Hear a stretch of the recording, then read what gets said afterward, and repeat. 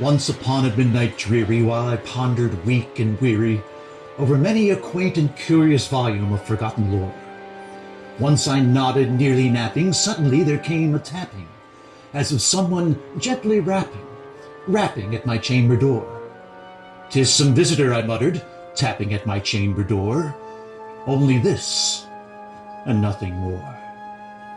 Ah, distinctly I remember, it was in the bleak December, and each separate dying ember wrought its ghost upon the floor. Eagerly I wished the morrow, vainly I had sought to borrow from my books of surcease of sorrow. Sorrow for the lost Lenore, for the rare and radiant maiden whom the angels name Lenore, nameless here forevermore. Presently my soul grew stronger, hesitating then no longer. "Sir," said I, "or madam, truly your forgiveness I implore.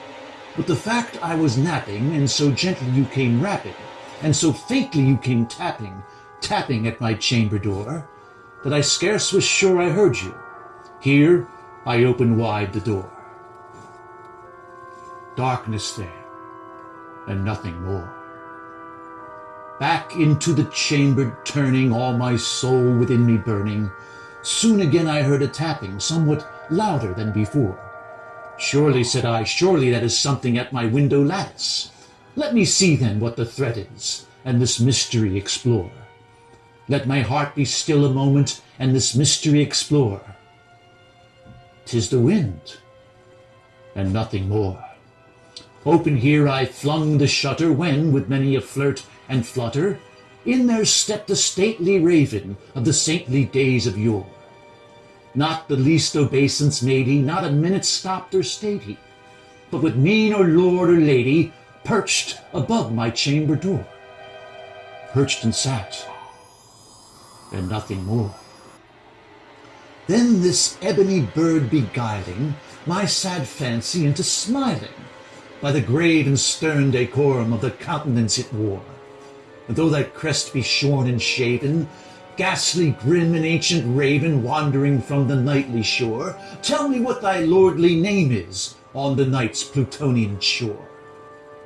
Quoth the raven, "Nevermore." But the raven still beguiling all my fancy into smiling, straight I wheeled a cushioned seat in front of a bird and bustin door. Then upon the velvet sinking, I betook myself to linking fancy unto fancy, thinking what this ominous bird of yore, what this grim, ungainly, ghastly, gaunt, and ominous bird of yore meant in croaking, "Nevermore."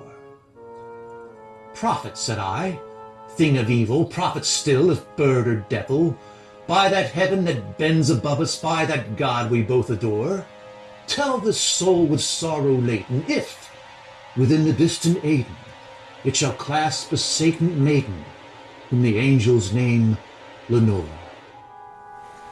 Quoth the raven, "Nevermore." "Be that word our sign of parting, bird or fiend," I shrieked, upstarting. "Get thee back into that tempest and the night's plutonian shore. Leave no black plume as a token of that lie that thou hast spoken. Leave my loneliness unbroken. Quit the bust above my door. Take thy beak from out my heart, and take thy form from off my floor." Quoth the raven, "Nevermore." And the raven, never flitting, still is sitting, just above my chamber door, and his eyes have all the seeming of a demon's that is dreaming, and the lamplight o'er him streaming throws his shadow on the floor, and my soul from out that shadow lies floating on the floor, shall be lifted, Nevermore.